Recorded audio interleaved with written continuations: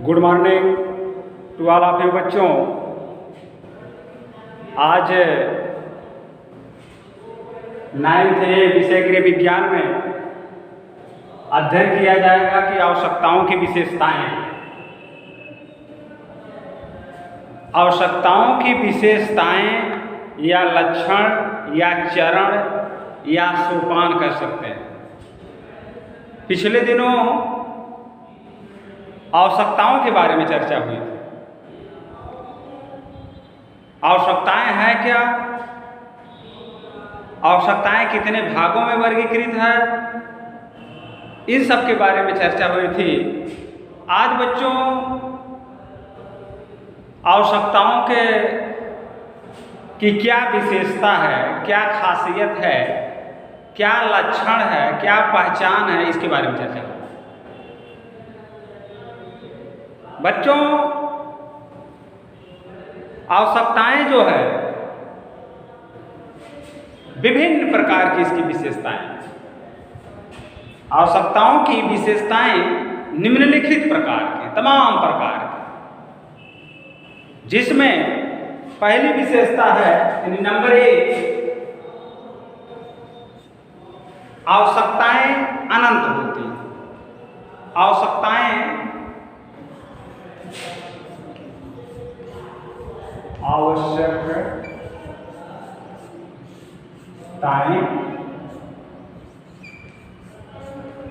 अनंत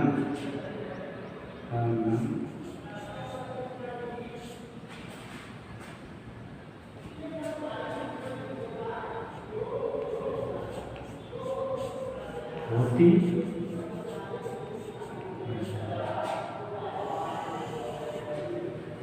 बच्चों, जैसा कि पहली आवश्यकता की विशेषता है कि ये अनंत होती, इच्छाएं अनंत होती।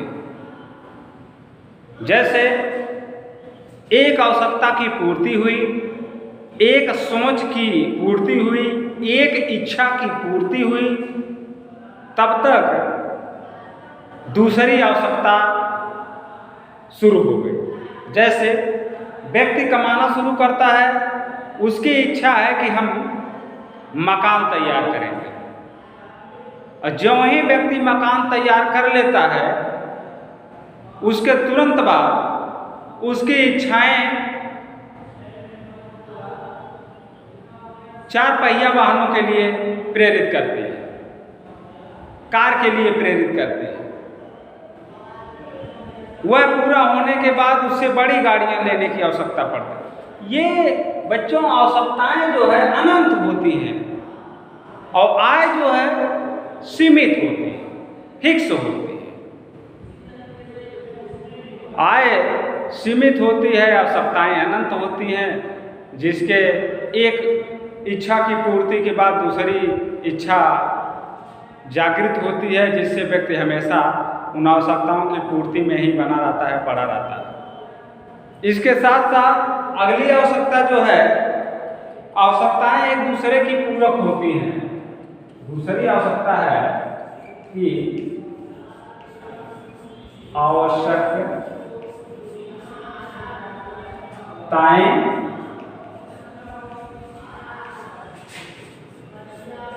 एक दूसरे की पूरक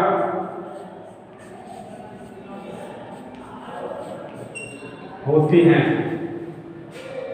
ये आवश्यकताएं एक दूसरे की पूरक होती हैं कैसे?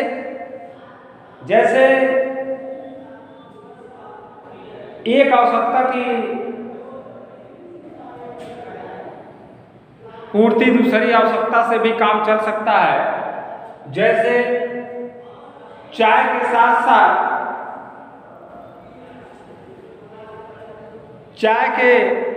साथ चीनी, चाय पत्ती, अदरक, ये सब एक दूसरे के पूरक हैं। गाड़ी के साथ साथ पेट्रोल, गाड़ी के साथ साथ डीजल, ये सब इसकी आवश्यकताएं एक दूसरे की पूरक होती हैं। यदि गाड़ी है तो पेट्रोल है, पेट्रोल के बगैर गाड़ी नहीं चल सकती, गाड़ी के बगैर पेट्रोल नहीं हो सकता। ये एक दूसरे की पूरक हैं। यदि व्यक्ति चाय पी रहा है, पीने की इच्छा कर रहा है, तो चाय यदि है तो उसमें कुछ नहीं, तो चाय पत्ती और चीनी ये एक दूसरे के पूरक हैं, दोनों के बगैर अगला कार्य नहीं हो सकता। इस तरह से आवश्यकताएं एक दूसरे की पूरक हैं, एक दूसरे की परस्पर हैं और एक दूसरे से बगैर कार्य नहीं हो सकता है। आवश्यकताएं बार बार अनुभव होती हैं, आवश्यकताएं बार बार अनुभव होती हैं। बच्चों, आवश्यकताएं संतुष्ट होकर सदा के लिए समाप्त नहीं हो जाती हैं। प्रत्येक आवश्यकता का एक चक्र होता है जो जैविकी और मनोवैज्ञानिक होता है। मानव जीवन की लगभग सभी आवश्यकताएं बार बार अनुभव होती हैं। मानव जीवन की लगभग सभी आवश्यकताओं की बार बार अनुभूति होती है, बार बार उसका अनुभव होता है। कोई भी कार्य आदमी करता है तो एक बार जरूर उसका अपने मन में विचार कर देता है कि ये आवश्यकताएं तो इसके पहले जब हम छोटे थे तो ऐसे पूरा होता था, वैसे पूरा होता था। मतलब एक बार वो उस आवश्यकता की पूर्ति के बारे में बार बार अनुभव करता रहता है कि उस समय ये कार्य कैसे होता था, इस समय कैसे कार्य हो रहा है। इस तरह बच्चों, आवश्यकताएं बार बार अनुभव होती हैं। जितनी बार आदमी जो भी कार्य करता है उसमें उसको अनुभव की प्राप्ति होती है, जिससे उसका उसके कार्यों में निखार उत्पन्न होता है। इस तरह से आवश्यकताएं अगली विशेषता है, यानी चौथी, आवश्यकताएं वैकल्पिक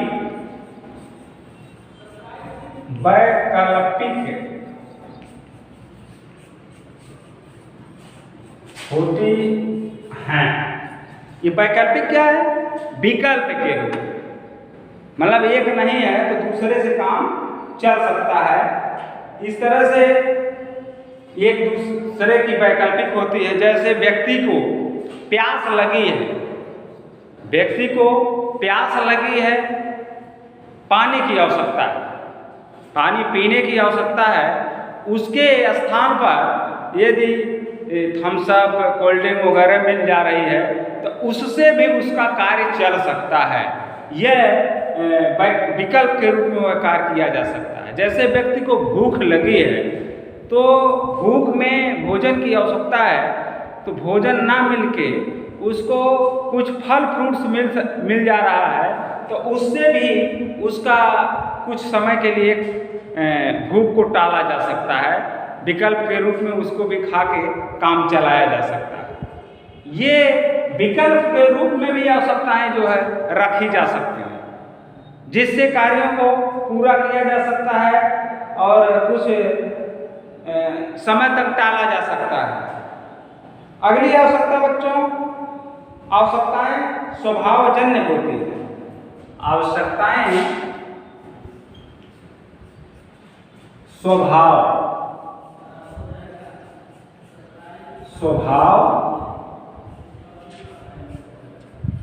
जन्य होती हैं। बच्चों, आवश्यकताएं स्वाभाविक होती हैं, होना भी चाहिए, होते भी रहते हैं। स्वभाव की वजह से उसकी पूर्ति करने में थोड़ा सा व्यक्ति को समय लगाना पड़ता है, समय देना पड़ता है। कुछ आदतें भी विभिन्न आवश्यकताओं को जन्म देती हैं, अर्थात कुछ वस्तुओं की आदत पड़ जाए तो यही उसकी आवश्यकता बन जाती है। इनमें भी गजब की तीव्रता होती है, इनकी पूर्ति ना होने तक व्यक्ति बड़ा बेचैन रहता है। जैसे मान लीजिए किसी को चाय पीने की आदत पड़ गई है, किसी को सिगरेट पीने की आदत पड़ गई है, किसी को शराब पीने की आदत पड़ गई है, किसी को ठंडा पीने की आदत पड़ गई है, तो ये स्वभावतः होती रहती है, उसके बगैर व्यक्ति बेचैन सा बना रहता है।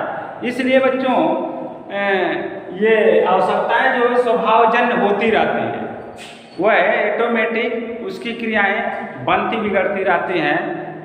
इसलिए व्यक्ति उसकी पूर्ति के लिए बराबर प्रयासरत रहता है, बराबर इच्छा करता है कि जैसे स्वभावजन्य मान लीजिए आदमी कहीं पर भी है, स्वाभाविक रूप से खड़ा है, सभी लोगों के बीच में है, यदि उसको आवश्यकता पड़ गई स्वभावतः वह जैसे मान लीजिए सिगरेट का आदी है, तो वह सिगरेट के लिए बेचैन रहता है, इसलिए वह स्वभावजन्य होती है।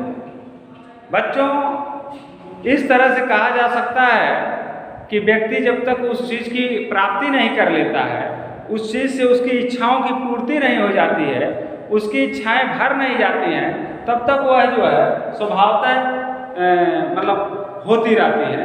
इस तरह से बच्चों यह एक आवश्यकताओं की विशेषता रही। अगली विशेषता बच्चों है, अगला लक्षण है, और प्रत्येक आवश्यकता संतुष्ट की जा सकती है। अगली आवश्यकताओं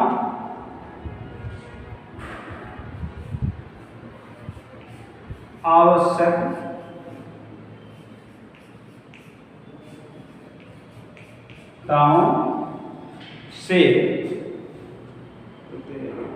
आवश्यकता संतुष्टि की जाती है। आवश्यकताओं से संतुष्टि की जा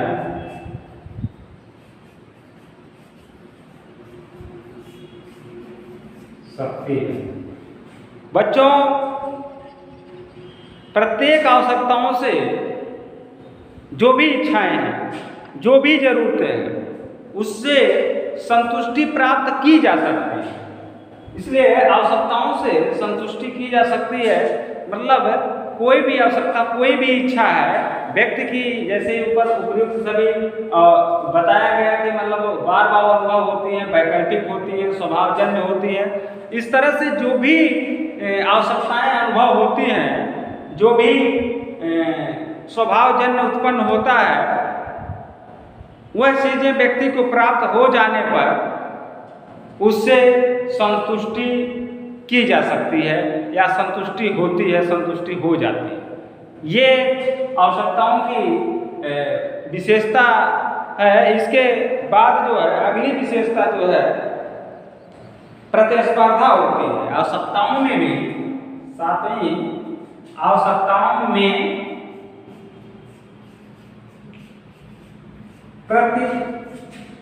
प्रतिस्पर्धा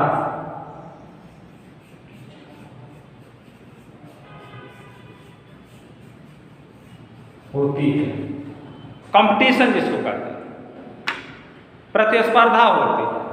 आवश्यकताओं में प्रतिस्पर्धा होती है।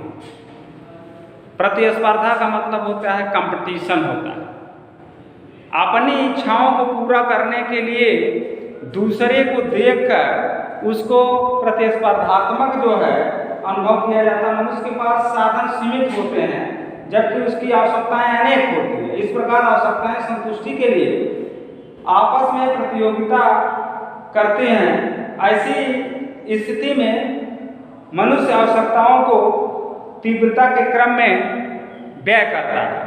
बच्चों ये प्रतियोगी होती है, उसके लिए व्यक्ति आवश्यकताओं को पूरा करने के लिए तरह तरह के व्यय भी करना पड़ता है, जिससे आवश्यकताओं की पूर्ति की जा सकती है।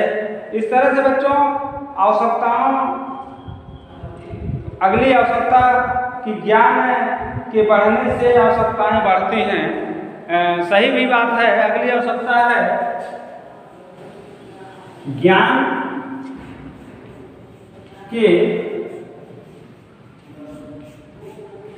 बढ़ने से